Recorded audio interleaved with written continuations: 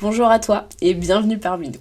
Si tu es ici, c'est que tu as une grande envie de progresser en dessin et que tu as une grande envie de faire de ta passion quelque chose d'encore plus grand. Et donc juste pour ça, je te félicite.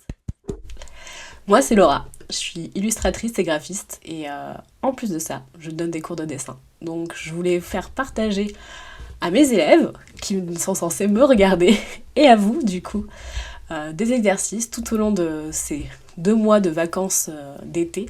J'ai appelé ça des cahiers de vacances. Les cahiers de vacances de dessin, mais en vidéo, pour vous aider à progresser et à vous dépasser dans cette pratique. Pour notre première semaine, nous allons voir les formes et les fusions. C'est une notion qui me paraît très importante. Et c'est même pour moi la notion primordiale, c'est de réussir à mettre des éléments en 3D ensemble. Et c'est à partir de cette base-là que vous pourrez tout décider. Ces petites cahiers de vacances sont sous forme de newsletter. Toutes les semaines, vous recevez le cahier de vacances avec du coup les exercices à faire pour la semaine ainsi qu'une vidéo explicative.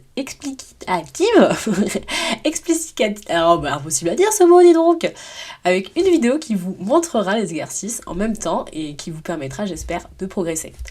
En plus de ça, j'ai créé un Discord sur lequel vous pouvez venir partager vos travaux tout au long de ces 8 semaines, dans lequel je passerai régulièrement pour voir si vous avez besoin de corrections, pour répondre à vos questions. Et aussi, afin que vous puissiez créer une petite communauté et parler entre vous et pouvoir parler de ces exercices et des difficultés que vous pouvez rencontrer ou alors aider d'autres personnes qui pourraient rencontrer des difficultés. Donc, on est parti pour la semaine 1. Allez, je compte sur vous. On va commencer du coup par notre premier exercice qui va être de dessiner quelques formes géométriques de base comme la sphère, le cylindre, le cube ou encore le cône.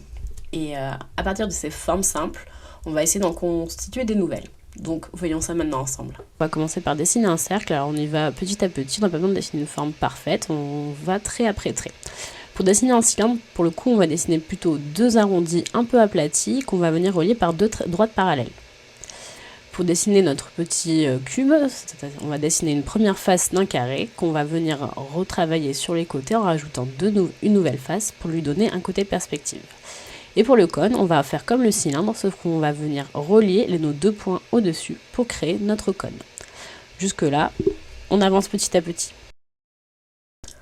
Maintenant que nous avons vu ça, former au moins juste des formes avec un peu de perspective, ce que nous allons voir, c'est comment leur donner encore plus de volume en passant par des hachures et des ombres. On va choisir une source de lumière, on va la placer sur notre dessin, sur notre feuille, et ainsi pouvoir leur donner beaucoup plus de 3D, de volume, et pour pouvoir après travailler sur un autre point. Donc maintenant que nos formes sont formées, on va venir positionner notre source de lumière comme je disais. Donc ici je décide de la mettre en haut à gauche, ce qui va donc donner que j'aurai une source de lumière qui va taper sur le haut gauche de ma sphère, et les autres parties vont être du coup plus à l'ombre. Si on peut appeler ça une ombre, enfin donner ce terme-là, on va du coup venir ombrager la partie du dessous de notre sphère, histoire de lui donner du volume. Alors une sphère, du coup, vu que c'est comme si vous imaginez que vous aviez que des cercles qui forment cette sphère, c'est une boule, donc on va plutôt venir travailler toujours sur quelque chose de dégradé. Je vais toujours garder ma zone de lumière du coup plus claire et venir faire la face opposée plus foncée.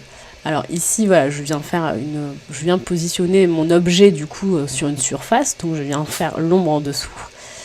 Et donc je viens travailler en faisant un dégradé, en partant de ma zone de lumière et en allant vers ma zone plus sombre. Donc comme vous pouvez voir, en fait, je viens pas tracer des lignes vraiment, je trace plutôt des courbes pour venir donner cette forme 3D à ma sphère. Alors on prend notre temps et on y va petit à petit. Comme vous pouvez voir, en bas à gauche, j'ai laissé une zone un peu de lumière parce qu'en fait, si ma sphère est positionnée sur une table, il va du coup y avoir le reflet de la lumière qui viendra taper dans cet espace-là sur ma sphère. Donc ce ne sera pas totalement que de l'ombre à ce niveau-là. Pour le cylindre, du coup, on vient de nouvelle fois positionner notre lumière.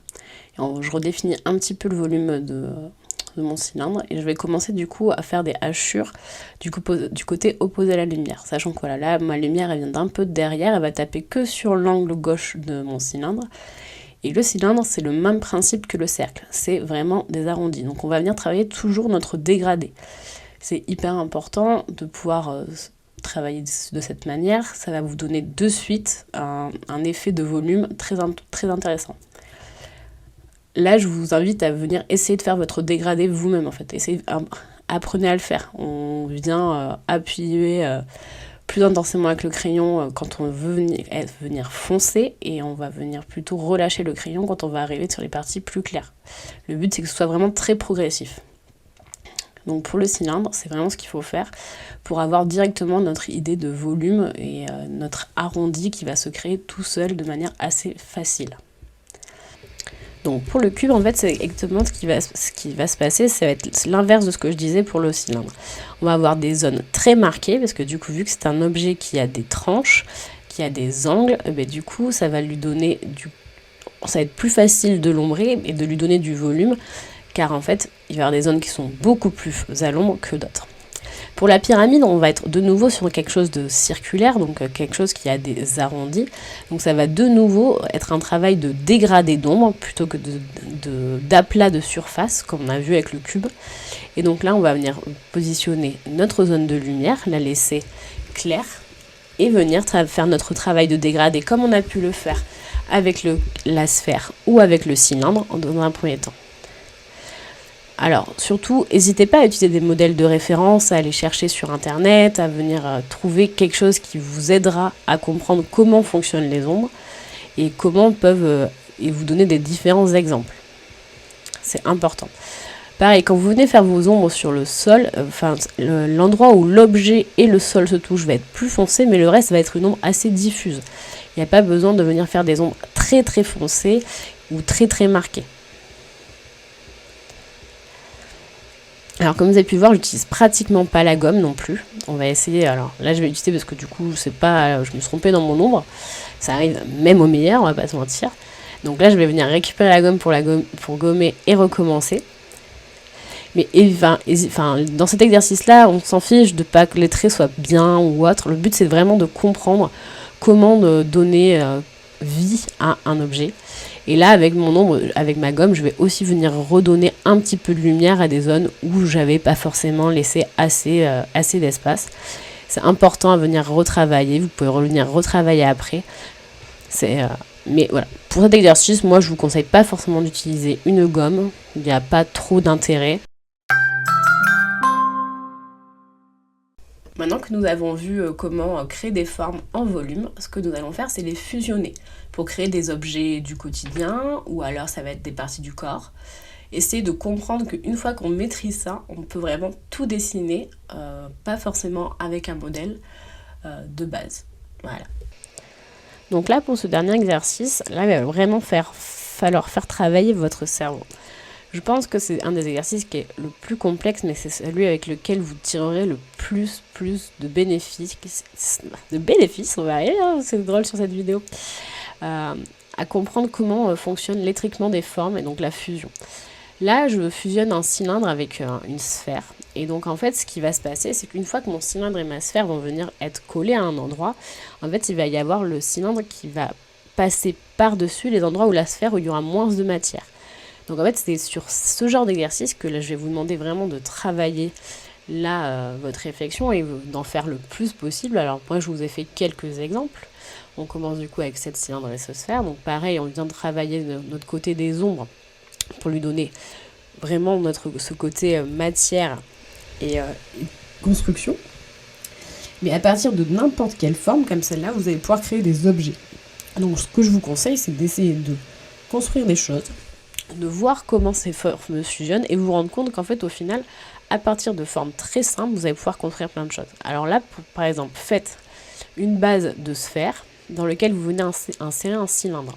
Ça va vous permettre de voir que le cylindre va encore une fois dépasser de la matière où il y a moins, où la sphère et du coup est en perte. C'est comme si vous mettiez une sphère dans un carré, donc forcément dans cet espace-là, La sphère ne remplit pas la totalité du carré, il va y avoir des endroits de vide, donc on vient en fait redonner ces endroits de vide au cylindre. Donc là, vous voyez qu'en faisant une sphère et un cylindre, en deux, on peut vraiment créer une lampe en très peu de coups de crayon et avec une base qui est quand même assez bonne. Vous avez vu, j'ai pu aussi donner j'ai mis une ligne du milieu pour avoir un objet qui soit un peu symétrique, parce que souvent, dans les objets créés par l'humain, la symétrie est présente, et c'est ce qui se passe. Donc là, une fois que vous avez créé votre objet, vous n'avez plus qu'à venir travailler vos ombres, réfléchir à où est-ce qu'elles peuvent être en action, où est-ce qu'elles peuvent se positionner, ou alors utiliser des images de référence pour pouvoir les travailler et comprendre comment elles se positionnent. Tout au long de cette série de vidéos, ce que je vais vraiment vous pousser à faire, c'est d'utiliser des images de référence. C'est très important pour vous, on n'est pas Dieu, il y a plein de choses qu'on n'arrive pas forcément à visualiser pour pouvoir en faire quelque chose qui vraiment serait le mieux pour nous. Donc utilisez des images de référence. Il n'y a aucun mal à ça et c'est normal. Vous ne pouvez pas tout connaître, vous ne pouvez pas tout savoir.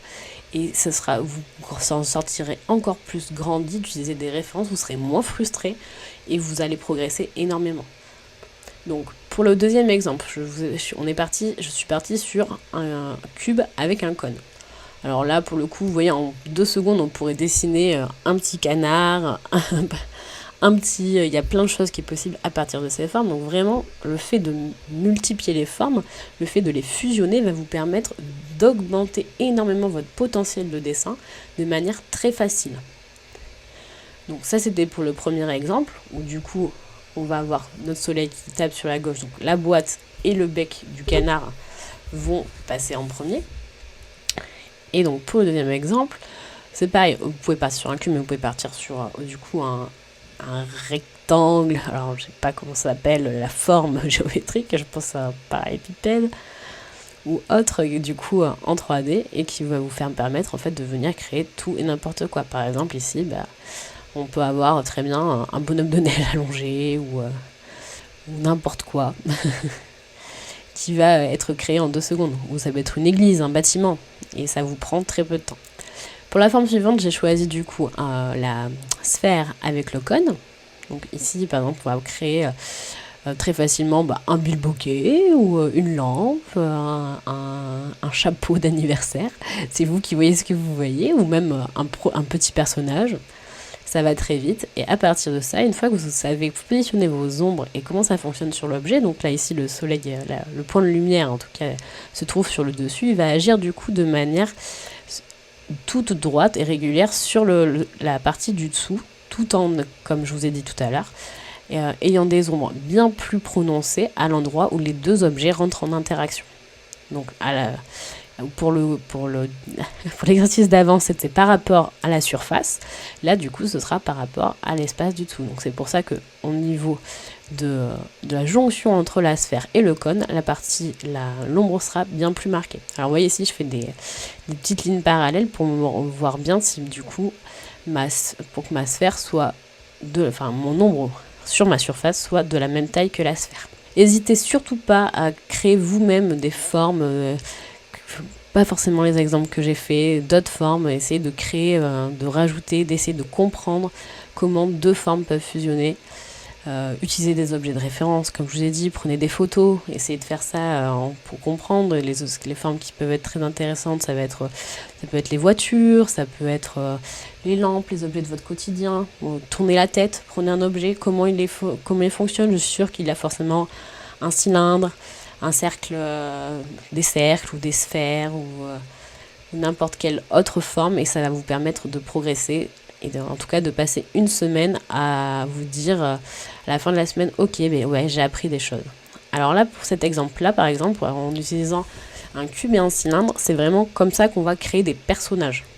Parce qu'on a tendance, certes, à partir de formes plus arrondies, mais en termes de perspective, ça va être plus compliqué et pour donner du volume vraiment à notre personnage. Alors que là, vous voyez, une fois que j'ai fait mon cube et mon cylindre, j'ai un coup sur une base de tête et je vais pouvoir facilement venir lui mettre un ombrage pour avoir des épaules qui se dessinent. Ouais, là, je vous rajoute des petits yeux et une bouche pour vous montrer que c'est très rapide, du coup, de dessiner un petit personnage.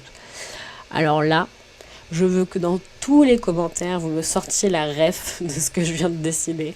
Parce que vous voyez qu'en faisant des formes très simples, on peut dessiner hyper facilement des objets très reconnaissables au premier coup d'œil. Si vous voulez vous améliorer pour gagner vos amis au Pictionary, c'est le moment, c'est vraiment ce qu'il faut faire. Alors là, si vous n'avez pas la ref, c'est que vous êtes mes élèves et je le sais qu'on n'a pas les mêmes refs parce qu'on a peut-être 2 décennies d'écart. Mais du coup, si vous avez la ref, faites-moi plaisir et mettez-la moi en commentaire parce que, certes, je vous donne des cours de dessin, mais j'ai aussi besoin de rigoler quand mon cerveau a décidé de lâcher. Donc voilà. Maintenant, je veux voir sur le Discord tous vos dessins.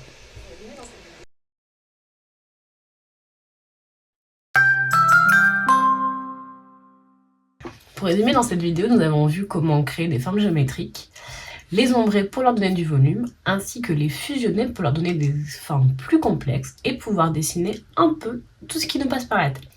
N'oubliez pas de consulter la newsletter dans laquelle vous retrouverez tous les exercices, ainsi que des petits jeux complémentaires. Surtout, prenez le temps de bien comprendre et pratiquer ces concepts.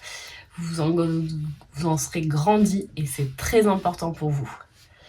On continue à s'amuser, on continue à pratiquer. Vous partagez vos dessins sur le Discord. Je vous vois, je vous corrige, on en discute. Et on se retrouve la semaine prochaine pour de nouveaux exercices. Bye bye!